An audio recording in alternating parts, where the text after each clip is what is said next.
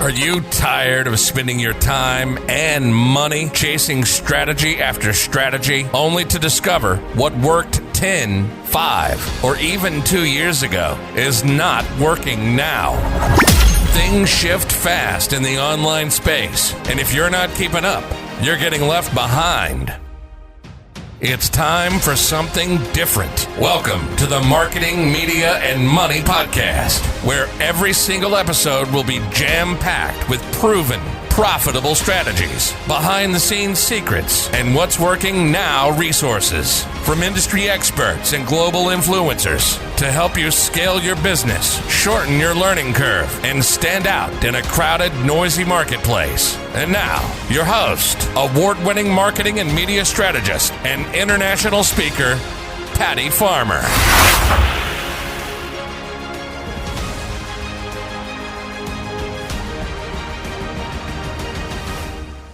Hello, everyone, and welcome to today's episode of the Marketing, Media, and Money Podcast. I'm your host, Patty Farmer, and I'm looking forward to sharing another amazing industry expert with you today. And I have to tell you, our expert today is somebody I have known for so many years, I don't even know how far back I can go. But I have to tell you, we have done things together. I have spent so much time calling her. I have her almost on speed dial so that I can call her for every video question I have, and she always has the answer. So she's my go-to video expert, and I got her to come on today. So make sure you have a pen and paper. This is where you're going to get all your questions answered. So here we go. So let me tell you a little bit about her. So Jessica Brace is known as the video broadcasting queen, and she can transform your struggling internet presence into a client-attracting magnet in 5 minutes or less. Combining the atomic power of video marketing with her passion for helping you feel both comfortable and courageous in front of the camera, Jessica helps you create compelling videos that can generate cash for your business. And I think more than ever, a cash injection is needed. So let's get her out here and let's start deep diving into video. So Jessica, thank you so much for being here with me today. Hey, thanks for the invite. I appreciate it. And yes, we have known each other for a long time. Yeah, clear back when you were in my mastermind. Like that was like 6 or 7 years ago. I mean, like it has just been really interesting watching your journey. I have to tell you, you are a survivor if ever I've seen one, kind of like a thrive, not survive, right? You know, so I have to tell you, and I have seen you talk about video in so many different ways that I have to tell you, I'm going to have to stop myself from talking faster so I can get more in. This might have to be a two-parter, but so let's start. Let's dive right in. So Jessica, I just touched on that a little bit. You've been doing video for a long time in many different ways and through all of the trends, the things that came and went, right? Remember back in the day when people were doing blabs, right? And so clear back through and all the way up to what is really working now. And as you know, the Marketing, Media, Money Podcast is all about what is working now, not 10 years ago, 5 years ago, or 2 years ago, but what is working now. So I love that you're here and we can dive into that. But first, so that they know, let's talk a little bit about your journey and your story on how you became the video broadcasting queen. So can you share a little bit? Oh, yeah. So I actually started out 20 years ago. I was working for corporate, a big accounting firm doing PowerPoint design. And from there, I jumped into website design and I was like, you know what? I'm going to start my own company. So I was working on the weekends doing website design for my coworkers. People would be like, oh, my husband has a lawn care business or my neighbor has this. And I was getting tons of referrals. And I started making more money just working weekends doing website design than I was working my 6-figure corporate job. So I quit my corporate job and jumped into online. Now this was in 1999, which was really interesting because back then there was no search engines, there was no Google. I actually had a full page, yellow page ad, a 2-color ad. I spent some bucks on that. Wow. In the yellow pages to advertise my website design business because people couldn't search online at that time for websites. That's how new it was. So if you fast forward like a decade later, time shifted And, I had this agency and we were doing graphic design and print and website design. And we had tons and tons of clients all over the world. And, things shifted. There was Fiverr, and then there was WordPress, and all of these things that took the mystique out of website design and made it that. So I had to make a decision of what I was going to do. And, what was my next? Did I want to stick with that and become more of a boutique high-end agency, or did I want to do something different? So I started searching, and I went to San Diego, and I took a course on video marketing with Mike Koenig's. And I bought the course, and I just cracked it open a little bit. And Mike happened to be at an event, a speaker at an event that I was at, and somebody introduced me to him, and he was amazing. He actually sat with me for an hour and coached me on my business and how to get started with video, just out of the blue. Like, we met in the hallway after he was done speaking at this huge conference with Tony Robbins in Vegas. And Mike challenged me. He said, hey, he was like, if you use what I taught you and you can give me within the next 30 days results that you got from your business with that, I will feature you in my book. I will fly you out to San Diego to my studio, and I will put you on stage at my next event so you can tell people your success story. And I was like, game on. Game on. And I did. That next weekend, I went to a local event and I sold like $30-something thousand in contracts at that event in one day. Wow. For video and email marketing. So I sent back the contracts to him and showed him the proof, and he made good on his word. And, he brought me to San Diego. I was on his show. I was in his book. He ended up writing a whole entire chapter about what I did at that trade show to get those clients. And, it's funny because that was like 10 years ago, and I still have people reaching out to me online going, oh my God, remember when you did the Ditch the Fishbowl campaign? I still use that for my clients today, and I just wanted to let you know. So that launched me into a whole new area of video and video marketing and YouTube, and I just fell in love with it. I love that, Jess. And I think that it just really goes to show you that really it only takes one opportunity. I tell people all the time that when you're thinking about opportunity, an op for me means other people's people, right? And so that's the name of the game. And I think video really works there. So I read this quote, I guess would be, or statistic, I guess it would really be, on your site. And I thought, wow, this is saying a lot. And I kind of want to start right with this. And it said, according to Forbes, 90% of customers say video helps them make buying decisions. And 64% of customers say that seeing a video makes them more likely to buy. Now, those are some huge numbers right there. So can you break that down and talk about that a little bit? Yeah, I mean, it really comes down to, we buy and we do business with people that we know, like, and trust. So if you see someone on video and they're confident and they're well-spoken and they're passionate about what they're doing, what they're selling, what they're offering, what their services are, you're going to feel a connection to that person because, for me, video is energy. It's nothing more, nothing less than just an energy transference. So if you think of video in that way, it's just like we're having a conversation with someone, but we're opening it up to way more people that we can reach. You could go to a coffee shop and meet with a client one-on-one. You could have a seminar and you could have a small workshop with 10 people. But with video, the number of people that you can transfer your energy and your enthusiasm about your business and what you do to is unlimited. It's an unlimited potential. I have clients all over the world. Australia, China, Japan, all throughout Europe, Costa Rica, Mexico, because they saw my videos. You're no longer geographically limited to anything with where we are with video and online. And it's an instant connection, just the same as if we met someone in person. I really like that too, though, because, a lot of people say, oh, yes, I'm a global business. But the reality is just because you can connect on social media doesn't necessarily mean that you're a global business, right?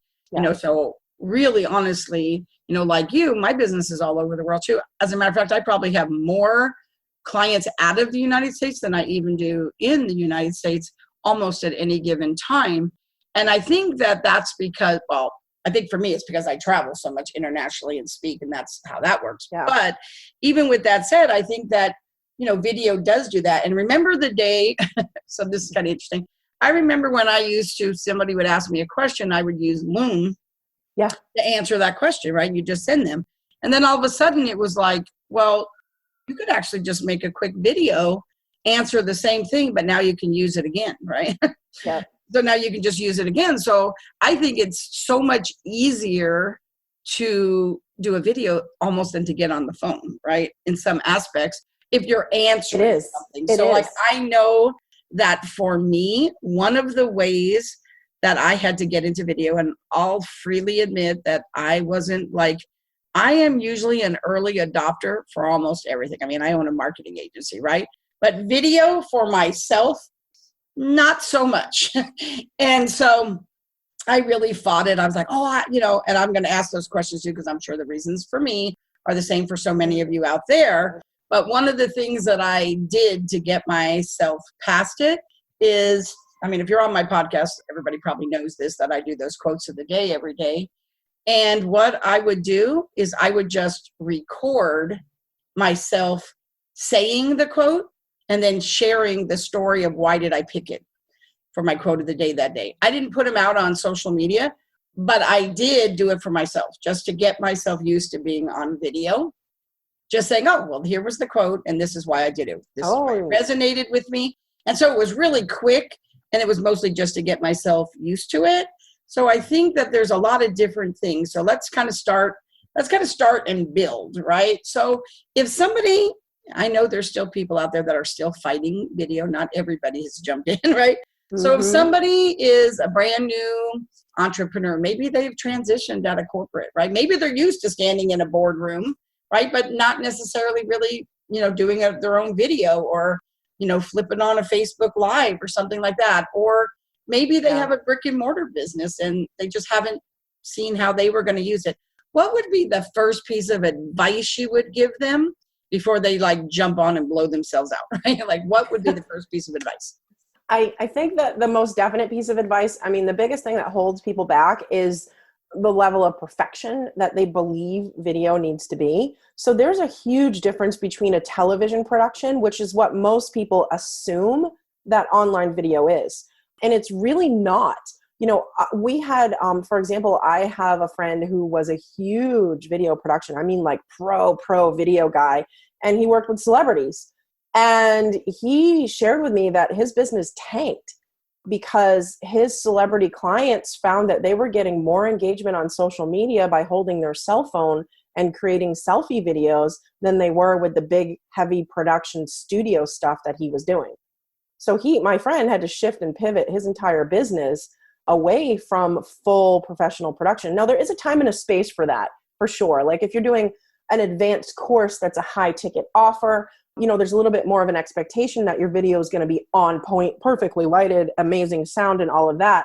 But as far as social media goes, it's false that you have to have a big production or the perfect studio or the perfect lighting, the perfect sound. You're not going to get as much engagement with a polished type video than you are. And the other thing is, don't compare. Like your chapter 1 should never ever be compared to someone else's chapter 200. Like, people be like, oh, you're so great on video. I could never be like that. Well, I've done hundreds, if not thousands of videos in the last 10 years. So yeah, I am, but that's my chapter 200. And, if you're on chapter 1, don't compare yourself to the other people out there.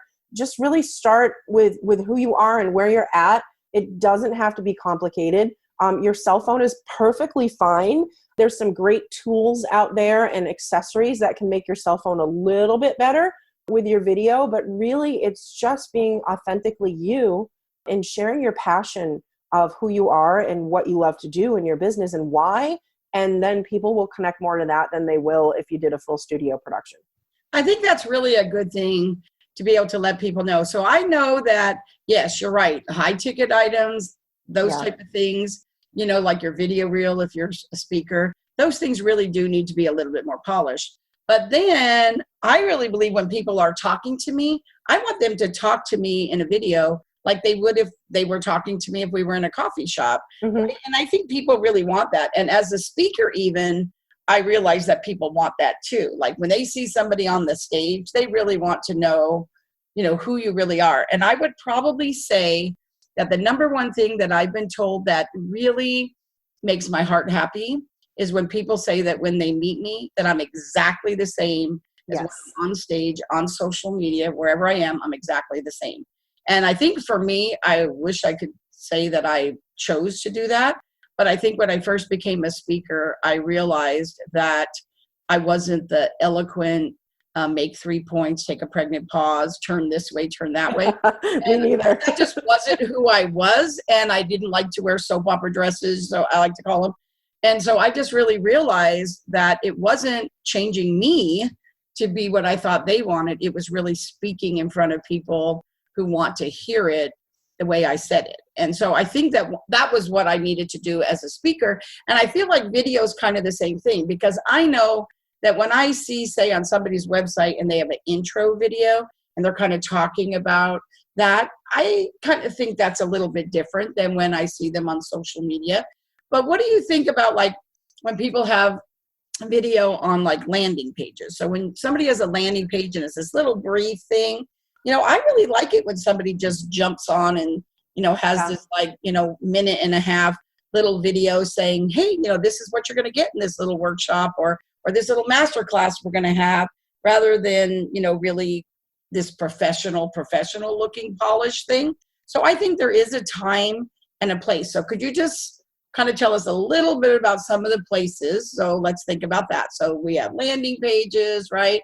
They say that on websites that there's a place for like 3 different kinds of video, right? So there's, your introduction video, and all that stuff. So let's talk a little bit about what kind of video you should have when you're doing your website versus what kind you should have when you're selling versus what kind you should have if you're just on social media. So on your website, having content on there, video content, is really important. A lot of people, have a welcome video on your homepage, which is like, who am I? What am I about? What's this website about? Like, people are looking for direction. When they come to a website, a lot of times it can be overwhelming because there's buttons and choices and options and people aren't sure where to go. So having a clear video that's like, hey, it's me and here I am. And here's some really cool things that you should know about my website. And here's how to do it. And just having that on there will definitely increase your time of people that are staying on your website, which if you understand how Google rank works and how you get that, if you have a lot of people who come into your website, look for a split second, and then what's called bounce, they leave your website, it actually can hurt your Google rankings and how you rank in Google. So having people stay longer helps your website tremendously. And of course, we want them to stay longer because we want them, we got them there. We want them to stay and look at all the good stuff that we have. So I highly, highly recommend a welcome video. The other thing I recommend is anytime you have a sales page where you're selling something, whether it's low ticket, high ticket, even a freebie, you want to have them have a video for that as well on those type of pages, especially, if you have an event, let them know about the event. Thank you pages are also another thing. After a contact form, someone fills out a contact form, have a video on the thank you page. Hey, thanks for contacting me. I usually answer all emails within 24 hours, 24 business hours, and just having that face-to-face connection to get them excited about working with you and having them get to know you. And all these videos are super short, can be filmed with your phone in just a couple seconds. You can get them all done in one shot. I'm a huge proponent of chunking video production, which means kind of map out where you could put videos throughout your website and then film them all one time, one place and get it done. I love that. So what do you think, what are some of the most common reasons people procrastinate getting their video done or even started? So I know there's got to be some commonality there of reasons. So it was really interesting when I started with video 10 years ago. My thought was, because I just jumped on camera and was like, hey, this is great. I love this technology stuff. And I didn't have any hesitation to it. But what I found was we built this big studio as an addition on the back of our house, and it was soundproofed, and we had production cameras and lighting on the ceiling. I mean, we went all out and created this great space for video. And I started inviting clients over, and I'm like, hey, if we do video, I can do this for you and we'll get you ranked at the top of the Google for your business. And they were like, yeah, that's great. Let's get started. And they'd write me a check and we'd get started and be like, okay, let's make your appointment to come to the studio. And they would go white and be like, what do you mean I have to come to the studio? I don't want to be on camera. I thought you were going to do it. I'm like, well, I can't do a video for your business. And so we had a lot of that happening, and people were coming to my studio, and like I had one of my first clients, she pulled into the driveway and I waited like 20 minutes and then she didn't come in the house. And I'm like, well, what is she doing? So I went and maybe she's on the phone or something. I'll give her a couple more minutes. I go out there. The poor woman is laying on the ground, throwing up in my driveway because her anxiety levels of coming to create video with us was off the chart. Like she couldn't handle it. I had people lock themselves in my bathroom and talk to me through the door crack because they just couldn't step into the studio. It was overwhelming for them. And I was like, wow, I don't know what's going on here. So I went back and got my NLP, neuro-linguistic programming, practitioner, hypnosis, life coach, theta healing, access consciousness, bars healing. And I got all these things, not that I want to be a healer or do all this amazing work in that space all the time. You just wanted to get them out of your bathroom. But I wanted tools to get people out of my driveway and out of my bathroom and to stop from passing out in my studio. That is so funny. But what were some of the reasons? Like, why is it? I mean, I know that it's, obviously I would think that the most common one is because people get hung up on how they think they look. Three reasons that I found working with thousands and thousands of people. And I always ask this question, okay, here's the 3 things that I found. Which ones apply to you? And a lot of times people will raise their hands. So one is the technology is overwhelming. They let the technology hold them back, thinking that they need a big studio. They need to invest in all this equipment and lighting and hire a videographer and that it has to be this whole big production. Technology is usually the first lowest level thing. Then I have people who have content. Content is the issue for them where they're like, I don't know what to say. I don't know how to act. I don't know how to do this. And they overcomplicate what needs to be said on video. And then the third thing really is, it comes down to making a mistake. And people, this was a really interesting way that I learned about this was I had a client who was a superstar. I mean, he's on stage in front of 10,000 people. He's spoken on stages. He works with Tony Robbins and amazing, amazing speaker, very, very powerful person. And he flew me to his home in the Dominican Republic and said, here's my card. I want you to buy all the equipment that I need. I want you to fly to my home before I get there and set up a full video studio for me. And when I arrive, I want you to help me film my course that I want to create. I'm like, okay, great. This is an amazing job. So I buy everything, fly down to the Dominican. We set up the whole studio. He comes in and he starts recording and he's stumbling. He's missing cues. And I'm like, hey, what's going on here? Because I've seen you on stage many times and you're amazing. You're in front of like 10,000 people and you don't break a sweat on stage. And I'm like, but what's happening here? So he walked around the room thinking about it. And he came back and he's like, he's like, when I'm on stage, he's like, and I know that if I say something and I mess up, that I'm going to say something else after that and people are going to forget what I said. But when I'm on video, I know that they can just hit the rewind button and see my mistake again and again. Ooh, that's good. And that was like a pause for me because I was like, wow. I'm like, so it was the mindset of perfectionism that was holding him back from doing video. And, of course, being the rock star that he was, we worked through it, we got it done and we got the course done. But it was coming to that realization moment and him letting go of the fact that video is a conversation. So when you're talking to someone and you're sitting in a coffee shop and you have your ideal, most amazing client that you so want to work with sitting in front of you and you say the wrong word or your thought doesn't come out in exactly the way that you had hoped it was going to be so glamorous and awesome, do you get up from the table and walk out? No. It's the same exact thing with video. It's a conversation with someone, with potential clients who are out there that need you, and want to connect with you. And they don't care if you stumble and bumble because that just shows that you're real. Oh, I love that. So those are some really good things. And I'm actually kind of a little bit surprised about those 3 things. So I love it that you shared them because I'm sure other people will be too. So you've talked a little bit about the video studio and this big, production one that you had done. And I know when we talked recently, you told me that now you've kind of changed that and that isn't something you have to have now. So let's kind of talk about what a video studio can look like if you wanted to have a home studio. Yeah. That particular client, the studio setup that he needed wasn't much. It was like a DSLR camera and like maybe $500 worth of equipment and backdrops and stands and lights and stuff. So even that, with his investment into his studio per se, wasn't enormous, but he was selling a high ticket 5,000 and up style course. So his level of video for that needed to be a little bit up in there. But for social media, you know, you don't need all that. I have an iPhone, you know, all the way through, takes fantastic video. You know, I use a webcam. My webcam costs $50 on Amazon. I use that all the time. It makes great video. It's an HD webcam, the Logitech C920, or the newer version of it is the Logitech Brio, Brio. Both of those are fantastic webcams. They work on Mac or PC, and it's a great way to get started with video just from your computer, because you just plug it in and you go. It's low tech and installs itself, and then you're ready to go live on Facebook. You're ready to record videos. You're ready to do screen share videos, Zoom, you name it. You know, that's a great low cost way to get started. You know, if you have no budget at all, you have a cell phone with a camera in it. And even if you have one of those old flip phones, God bless you, but you can still do video.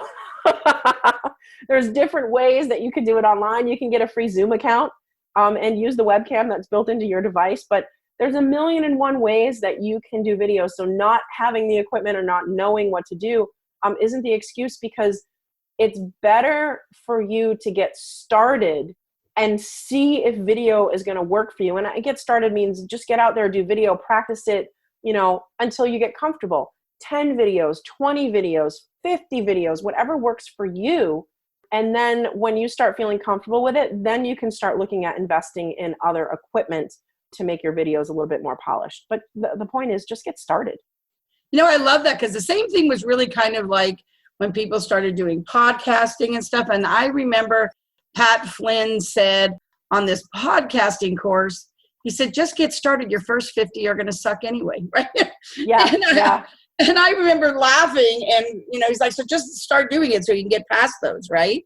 Yeah. And so I thought that was kind of funny. And you know, videos kind of like that, right? Just like get them done, and like, don't show them to anybody if you don't want to. It's like, no problem. So there's a couple other things that I really want to make sure that we cover. So one is Facebook Lives. So I know that people are doing them. They do them in groups. They do them on their business page. They do a lot of things.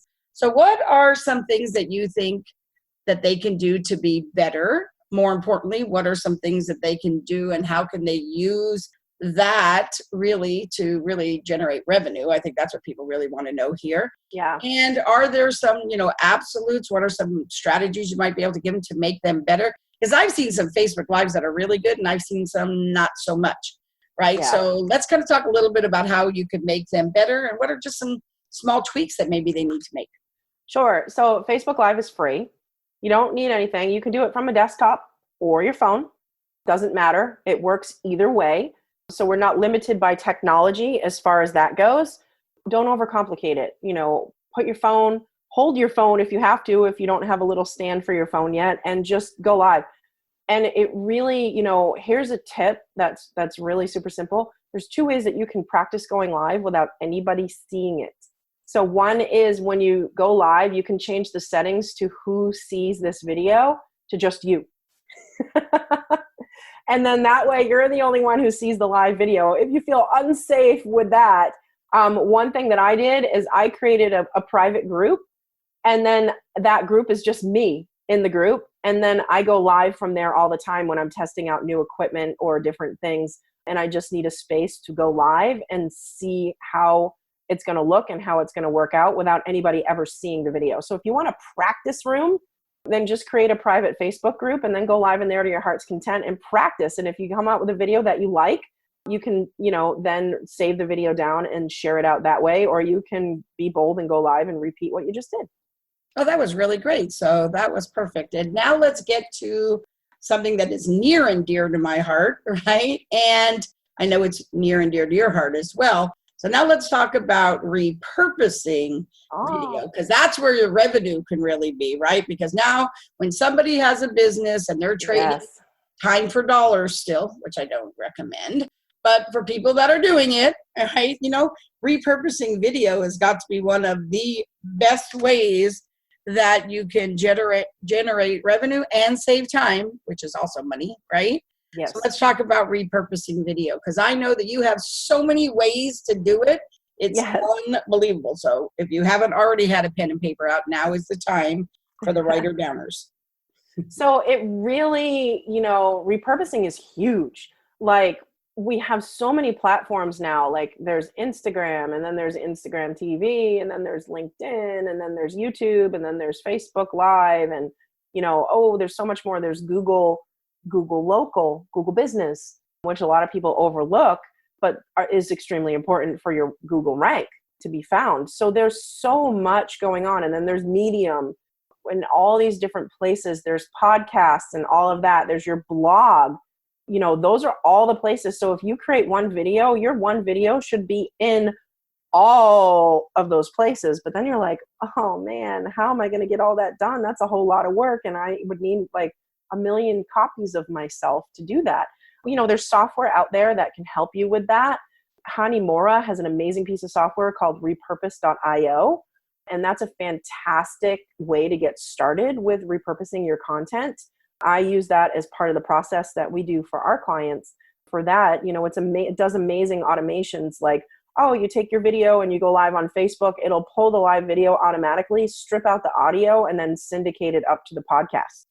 So now your Facebook Lives become podcasts automatically, like done with the software. So there's amazing tools out there, and that's definitely a long conversation. I teach a whole workshop on how to repurpose and how to set up your systems, but it's super important that you create content. One of the things that you can do is, say you have your video, strip out the audio, and then you can load the audio. Always do your blog. If you create a video on Facebook Live, make sure that content is getting over to your blog on your website, because your rank on your website is going to be uber important for how often you create content, fresh content on your website. So blogging is really important for Google rank. YouTube is also a piece. So there's 3 pieces to Google and getting yourself found in the search engines that we can take advantage of with video. And so you have a video, and then you do it on Facebook Live, and then you want to bring that over to your blog.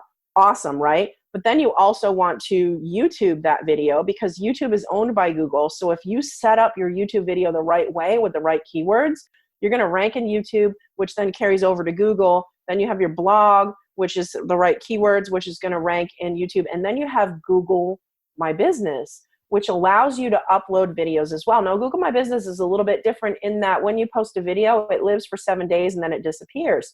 But we're not looking for people per se to find the video. What we're looking for is when Google sees you playing in all 3 points of the Google pyramid for video, then you have your blog, you have your YouTube, you have your Google My Business, and you're producing constant content on a consistent basis through those 3 pieces. Your content is going to rank higher in the search engines than anything you've ever seen before. And when I say consistent, that's super important.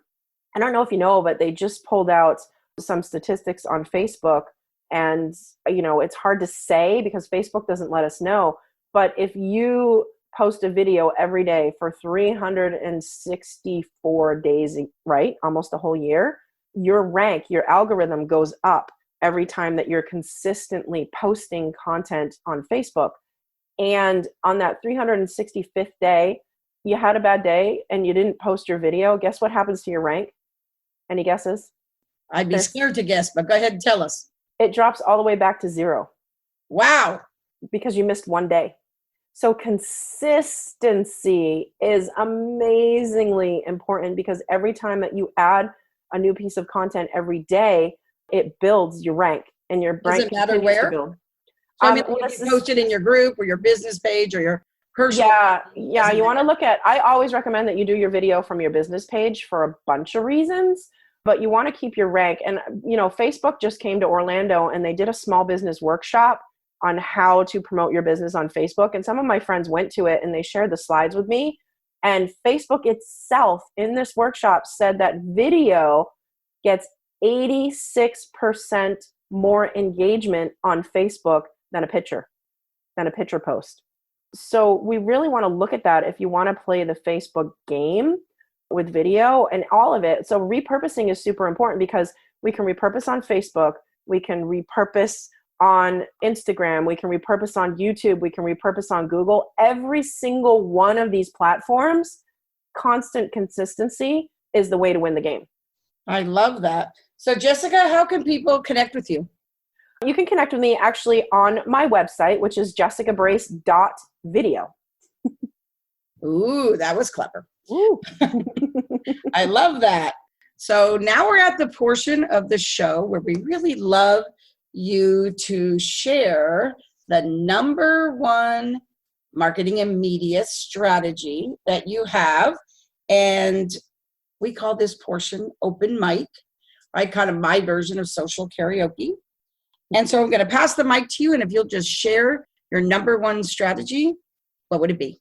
Your number one strategy for anything to do with video is not only just getting your video done, but getting it done in a consistent basis. So I recommend, a 3-step process. One is to really sit down and map out your content of what you're going to create and chunk it. Come up with 10 ideas, 8 ideas all at one time. Sit down and film all of those videos at once. That's going to be a huge time saver for you.